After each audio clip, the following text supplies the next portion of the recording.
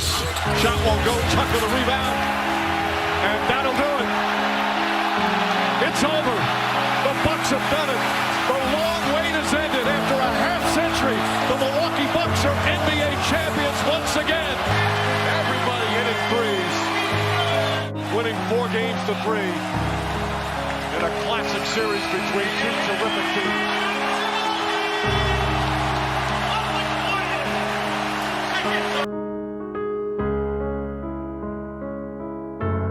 Antetokounmpo right down and drives into love. And Giannis is hurt. And Giannis, I think he's holding that back. He is. Is it? Allen has it. Down the lane. He ran out of time. The Bucks will build the shot. 88 days ago, Damian Lillard requested a trade out of Portland, and today our Adrian Wojnarowski reports that he is on his way to the Milwaukee Bucks. Gee, this is a major concern here. Giannis Antetokounmpo just sits down to stop play. Now, best case scenario. The Indiana Pacers tasting postseason success for the first time in 10 years as they are moving on to the semifinals. And he's trying to put pressure on his left leg. It looked like it happened before that play. Great presence of mind to tip the ball to the corner there, but you see it gets 4 seconds. Halliburton for the lead. 1.3 to go. Pacers by 1. Giannis is going to take it down. Here's Gary Trent Jr. It's a fly. And the Pacers are moving on.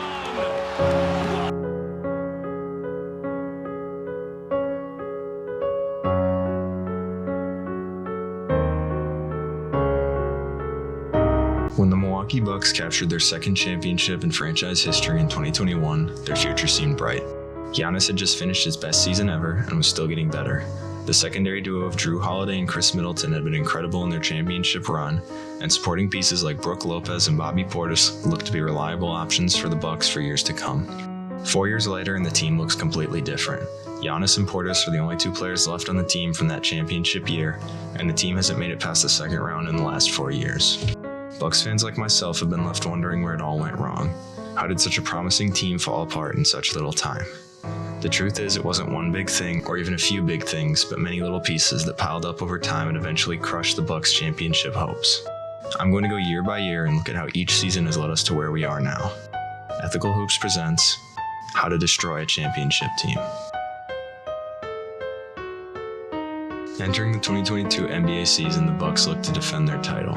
After their first game of the season against the Brooklyn Nets, it was announced that starting center Brook Lopez would miss substantial time and would need surgery for a back injury. This left the Bucks without a reliable option at the 5 for most of the season. On February 10th, Milwaukee traded Donte DiVincenzo and Rodney Hood, 2 key bench players, to the Kings and Clippers in exchange for Serge Ibaka. In the moment, this seemed like the right move, trading 2 bench players for an albeit aged but established center to fill their roster need. But looking back at it now, this is one of the first cracks that started to form in the Bucks' championship hopes. DiVincenzo has turned into a starting caliber player and one of the best young bench guards in the league, while Ibaka hasn't played a game in the NBA since his stint with the Bucks. The Bucks traded youth and long-term success for an immediate solution, something that would become a trend in coming years. The Bucks finished the regular season 51-31 and 3rd in the Eastern Conference. In Game 2 of their first-round series against the Chicago Bulls, the Bulls pulled out an unlikely upset win in Milwaukee. Even worse was that late in the game, Khris Middleton injured his knee trying to spin out of the post. An MRI a few days later confirmed he had sprained his MCL and would be out for at least 2 weeks. The Bucks won the next 3 games easily to advance to the second round, but their second round matchup was going to be much harder than the Bulls. The Boston Celtics had gone on an improbable run to end the season. After looking dead in the water in December, they got red hot, climbing all the way up to the 2nd seed in the Eastern Conference, and after sweeping the Kevin Durant and Kyrie Irving-led Nets in the first round, Boston was a huge threat. The series went back and forth, and after Milwaukee pulled out an impressive comeback win on the road in Game 5, it looked like the Bucks were going to be heading onward to the conference finals. But after a massive game from Jason Tatum in Game 6 and a full team beatdown in Game 7, the Boston Celtics won 2 straight and advanced to the conference finals and eventually made it all the way to the NBA Finals. 2 things caused the downfall of the Bucks in 2022. Khris Middleton was missed greatly as the Bucks struggled with any consistent offense outside of Antetokounmpo. Secondly, Mike Budenholzer's defensive scheme was exposed against the Celtics. Budenholzer opted to focus on the inside, limiting paint scoring to almost nothing, but as a result, the Bucks often overcommitted on drives to the paint, allowing Boston's driving kick-heavy offense to bury them with open threes. While the loss to Boston was disappointing, there wasn't any reason to be concerned. Milwaukee had just taken the Eastern Conference champions to 7 games without their second-best player. Healthy, they were still the team to beat in the East. In the 2022 draft, the Bucks selected MarJon Beauchamp from the G League Ignite at pick 24. Beauchamp was a raw project player who was going to take time to develop, but was supposed to have major upside. In 2023, the Bucks had one of their best regular seasons ever. The Bucks finished the season 8th in offense and 14th in defense. Jrue Holiday was named an All-Star for the first time in a decade, and Giannis was dominant once again, averaging 31.1 points, 11.8 rebounds, and 5.7 assists per game. Khris Middleton missed substantial time due to an off-season wrist surgery and then a knee injury in December. The Bucks ended the regular season with a record of 58-24, the number 1 seed in not just the Eastern Conference but the entire NBA. This was the year. The Bucks looked ready to win a second title in 3 years. The team was healthy, and entering the playoffs, they were firing on all cylinders. Last year they were unlucky, but this year they were ready to take home the gold. The Miami Heat in 2023 were a team that didn't make sense. After finishing the year prior as the number 1 seed in the Eastern Conference and being just a shot away from the NBA Finals, the Heat regressed greatly. Their offense was abysmal. They scored only 109.5 points per game, the worst in the entire NBA. Their defense, however, was very strong. They ranked second in points allowed per game at 109.8. Because of their offensive struggles, the Heat sat low in the standings for the entire year, finishing the season as the 7th seed, a far cry from their number 1 position just 1 year ago. In the first playing game against the Atlanta Hawks, the Heat looked terrible, losing at home to an Atlanta team that on paper was much worse than them. The Hawks earned the 7th seed in a first-round matchup against the Celtics, while Miami would need to play a win-or-go-home game for the 8th seed against the Chicago Bulls. For most of the game, it looked like the Heat's season might be over, but late in the game, Jimmy Butler came up big, pushing his team to a win in a first-round matchup with the Bucks. Going into the series, the Bucks were overwhelming favorites, expected to easily sweep the Heat and move on to the second round. Early in Game 1, Giannis drove in and Kevin Love, looking to draw a charge, stepped in front and undercut him as he went up to score. Giannis took a hard fall, landing awkwardly and injuring his back. Because of this injury, Antetokounmpo would end up missing the rest of Game 1 and all of Games 2 and 3. Personal note here, maybe I'm just biased as a Bucks fan, but I really don't like this kind of play. It's bad defense and it's dangerous. We have seen many examples of players getting hurt because their defender jumps in front of them as they're going airborne and just stands there. In these same playoffs, Ja Morant was injured the exact same way as Anthony Davis undercut him as he went up for a layup. Rewarding a defender for a dangerous play isn't good for the league. Anyways, despite Giannis being out, the Bucks won Game 2 to knot the series at 1 apiece, but in Game 3 the Heat smoked the Bucks, beating them by 22 points. It was clear that Milwaukee needed Antetokounmpo if they wanted to win the series. In Game 4, it looked like Milwaukee was going to tie the series. They were in control for most of the game, but late in the fourth quarter, the Bucks collapsed. Jimmy Butler went nuclear, finishing the game with 56 points as he single-handedly brought the Heat back and propelled them to a 3-1 series lead. The Bucks looked horrific to end the game. They couldn't score, they couldn't defend, and they repeatedly turned the ball over in key situations, and just like that, the Bucks were down 3-1. In Game 5, Milwaukee again held the lead for most of the game before collapsing in the fourth. The Heat's comeback run was capped off by a ridiculous shot from Jimmy Butler with seconds left in the game to force overtime. In overtime, the Heat kept their momentum, and when 5 minutes expired, the Heat were victorious, and the Bucks had just become the 6th number 1 seed in NBA history to lose to an 8 seed. So what the hell happened? There were a few key factors that led to the Bucks' collapse. First and foremost, Jimmy Butler was on an absolute heater this series. Mike Budenholzer opted to have Jrue Holiday guard him for all 5 games. Jrue is an incredible defender, arguably the best perimeter defender in the NBA, but against Butler, he looked out of his depth. The logical decision seemed to be to change the matchup and put the much larger Giannis on Butler, but Budenholzer never made the adjustment, and Butler torched Milwaukee for 56 and 42 points in the final 2 games of the series. Secondly, Giannis was limited by his back injury, and his free throw shooting was exceptionally poor. He missed key free throws down the stretch in Game 5. Additionally, he seemed afraid to go to the line, nearly turning the ball over up 1 with 10 seconds left in the game because he was so quick to get it out of his hands. Finally, the team's offensive production was very poor, including point guard Jrue Holiday, who struggled shooting the ball in this series. It was clear that some things needed to change in Milwaukee if they were going to keep contending for a championship. Just over a week after their first-round loss to the Heat, the Milwaukee Bucks fired Mike Budenholzer. In his 5 years with the team, Budenholzer coached the Bucks to a record of 271 and 120, a winning percentage of 69.3% over 391 games. Budenholzer had been one of the league's best coaches during his time with the Bucks, but after his collapse against the Heat, he was the first person to receive blame. The Bucks hired Adrian Griffin as their replacement head coach. This would be Griffin's first head coaching job. Griffin had been an assistant coach on Nick Nurse's staff in Toronto for the last few years and was reportedly handpicked by Giannis for the Bucks job. In the 2023 draft, the Bucks drafted Andre Jackson Jr. with the 36th overall pick. Jackson had been an important player for UConn's national championship run earlier in the year. He was a skilled defender with seemingly limitless athleticism. His offensive game, though, was a bit raw. He lacked a reliable jump shot and overall scoring ability. Jackson was another project player who would need time to develop, just like Beauchamp. About a month before the start of the season, an absolute bombshell dropped. The Bucks were sending out Jrue Holiday, Grayson Allen, and 3 first-round picks in exchange for Portland's Damian Lillard. This was a massive move that signified the Bucks were going all in to win a championship now. Lillard and Giannis were looked at as one of, if not the best duos in the league before they even played a game together. With Lillard's deep shooting and Antetokounmpo's dominant inside scoring, a pick and roll between the two seemed like the most unstoppable thing in the NBA.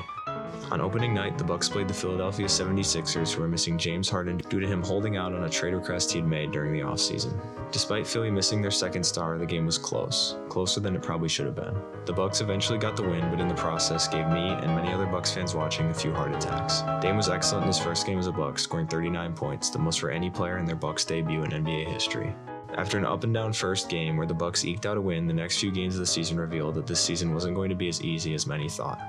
Milwaukee took a 17-point loss to the Atlanta Hawks on their home floor. Then 2 games later, the Bucks dropped a game to the Toronto Raptors, losing by 19 points. It was clear that the team was a lot different from the year prior, and the biggest difference was the defense. Milwaukee, who had consistently been top 10 in defensive rating the last few years, was suddenly one of the worst defensive teams in the NBA. The loss of Jrue Holiday, as well as other key perimeter defenders like Wesley Matthews and Javon Carter, tanked what used to be a stifling defense. Their offense, however, was very good. When they were on, it seemed like there wasn't a team that could keep up with them. During a 7-game winning streak in December, they scored 132 points per game. But on nights where they were off, they didn't have the defensive ability to lock down on teams and win despite a low-scoring night. Then, on January 23rd, a shocking headline appeared on the phones of every NBA fan. The Bucks, despite holding a 30-13 record and being second in the Eastern Conference, had fired head coach Adrian Griffin. This didn't make any sense. Was it a mistake? Why fire your coach when the season is going well? It was reported short after that Griffin had lost the locker room, including Antetokounmpo, who had been the one campaigning for his hiring in the first place. It was reported then that Doc Rivers, who had been working as an advisor to the team for the last few months, would be taking over at head coach. Under Rivers, the Bucks' defense improved marginally, but their offense somehow got worse. While they were inconsistent under Griffin, they had a high ceiling. Under Rivers, they were consistently mid. Through the second half of the season, the Bucks went sub-500 with a record of 20-21. They finished the year with a record of 49-33, lucky to only drop 1 spot in the standings to the 3rd seed. On April 9th, 4 games from the end of the season, the Bucks were playing the Boston Celtics. During the game, Giannis sustained a non-contact calf injury, having to leave the game and miss the rest of the regular season. Antetokounmpo would end up missing the entirety of the Bucks' first-round playoff series against the 6th-seeded Indiana Pacers. While only a 6th seed, Indiana seemed to have Milwaukee's number, having beaten them 4 times during the regular season. In Game 1, the Bucks came out and dominated. Lillard scored 35 points in the first half, and the Bucks held a 27-point halftime lead and would eventually take a 1-0 series lead, winning by 15 points. Game 2 was tightly contested for 3 quarters, but after a 23-4 run in the 4th quarter, the Pacers had tied the series. Game 3 was intensely competitive with the game going to overtime. Milwaukee saw Khris Middleton turn back the clock. Middleton scored 42 points, including 2 incredible shots to force overtime, and then tie the game late in the overtime period. Unfortunately for Milwaukee, Tyrese Halliburton's 3-point play with seconds left in overtime was enough to push the Pacers past the Bucks to a 2-1 series lead. In Game 4, already missing Antetokounmpo, the Bucks became even more shorthanded after Damian Lillard was ruled out with an Achilles injury, and Bobby Portis was ejected early in the game after getting into it with Andrew Nembhard. Despite missing multiple key players, Milwaukee kept it close, trailing by 3 at the half, but in the 3rd quarter, Indiana built a 17-point lead and never looked back, taking a 3-1 series lead. In Game 5, the Bucks were again without Lillard and Antetokounmpo, but Khris Middleton and Bobby Portis both scored 29 points, and Patrick Beverley dished out a team-high 12 assists. Milwaukee won by 23 points, pushing the series to a 6th game despite missing both their All-Stars. After sitting out Games 4 and 5, Lillard returned to action, hoping to force a Game 7 where it was likely Giannis would return. Unfortunately, Lillard's return had little benefit, and the Bucks came up short, losing in the first round for the 2nd consecutive year. Bucks fans were left feeling let down. After making such a blockbuster trade a few months before, a first-round exit seemed completely impossible. There was a silver lining, however. Milwaukee had been out with Giannis for the entire series and pushed it all the way to a Game 6. If they could hold their own without one of the best players in the world, surely when Antetokounmpo was healthy, they would run through the league. In the 2024 draft, the Bucks selected A.J. Johnson at 23rd overall. A.J. Johnson was a consensus second-round draft pick. The guard had averaged only 2.9 points and 1.3 rebounds during his time in the NBL, and wasn't regarded as a player worth a first-round draft pick. The Bucks disagreed, seeing the upside the young player had and taking him late in the first round. The reaction to this pick was poor. People wondered why the Bucks, who were in a win-now mode since acquiring Lillard, kept drafting raw project players who required long-time development. Their front office decisions were not consistent, trading for and signing veteran players who can contribute right away, but drafting guys who need a long time to be ready to go.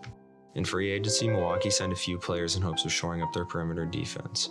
Taurean Prince and Gary Trent Jr. were brought in to help space the floor and defend outside the arc. Going into the season, the roster seemed to be in a good place. Giannis, Middleton, and Lillard were healthy, and the supporting cast looked better than it had for a few years. Hopes were high.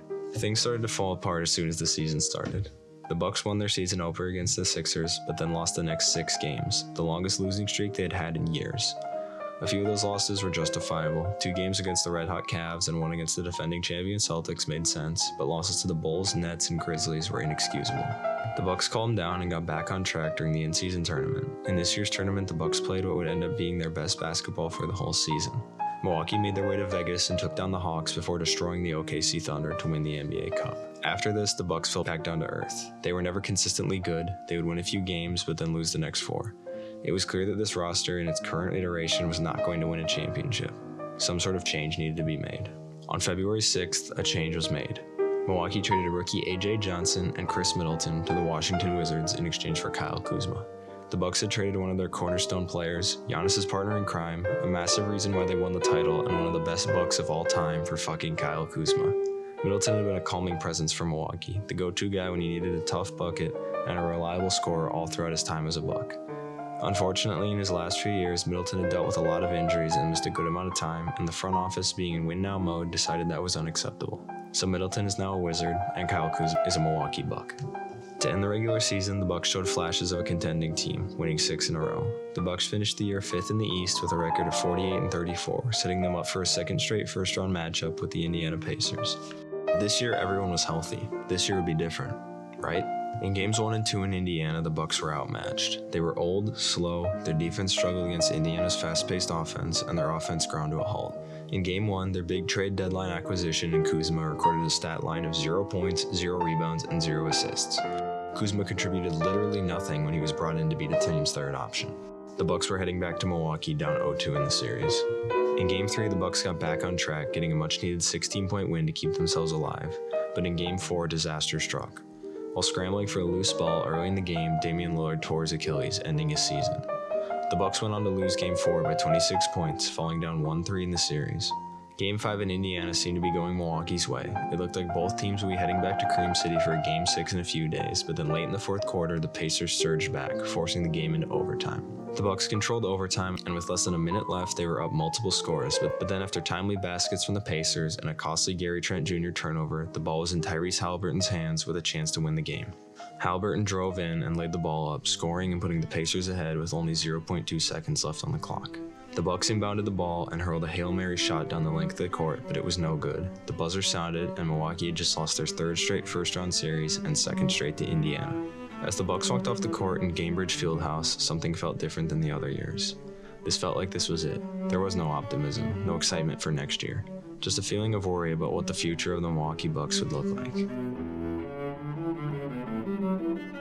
This offseason, a lot of things changed. Milwaukee let Brook Lopez walk in free agency. They traded Pat Connaughton to the Hornets, and the biggest move in them all came on July 7th when it was announced that the Bucks were signing Miles Turner and waiving Damian Lillard in order to free up cap space. After 2 years, the Damian Lillard experiment in Milwaukee was over. An era that started with championship aspirations ended with disappointment and angst. The duo of Dame and Giannis could have worked, but it never really got a chance to. Poor decision-making from the front office ultimately ended what could have been a really good team. The Bucks' biggest problem was that they never really knew what their identity was. Were they going all in to win now, or were they trying to build a young team to contend with later? The front office tried to do both, and that cost them. They were consistently one of the oldest teams in the entire league, often outpaced on either side of the ball. They drafted young athletic players to help make the team younger, but failed to develop or even play them, opting instead to let the talented rookies like Beauchamp and Jackson rot on the bench. After trading for Lillard, they weren't a defensive team, and oddly enough, they weren't an offensive team either. They didn't excel at any part of the game, and because of that, when they needed to win games, they came up short. Going into the 2026 season, the Bucks roster looks completely different. Giannis and Portis are all that's left of the 2021 team. It feels like this is the start of something new in Milwaukee. This is a new team, a new era. The remnants of the Budenholzer era and the 2021 championship are fading away. The future of this team is uncertain, and it feels like the championship window Milwaukee had after winning the title 4 years ago has all but closed. The talent level in the NBA is only getting better, and unfortunately I don't think the Bucks have the talent to realistically compete with this year's contenders. Obviously we won't know until the season starts, and with Giannis, one of if not the best players in the world, the Bucks will always have a chance, but that's a pretty slim chance. The Bucks' collapse wasn't quick or sudden. It was a slow burn, as more and more things built up over time, putting cracks into the foundation until it was too much and everything crumbled. Thank you for watching, guys. I hope you enjoyed this video. It's a little bit shorter, just kind of a shorter story that I wanted to cover. Next video will be out in a little bit longer than these two. I wrote these two kind of back to back while I was finishing on the Ben Simmons one. I was writing this one, so that's why this one came out so much quicker. So I'm currently starting writing on the next one, so hopefully it'll be out in a couple weeks, not as long as the Ben Simmons video took compared to the Shaq one. But I hope you guys enjoyed the videos, and there will be another one out very soon.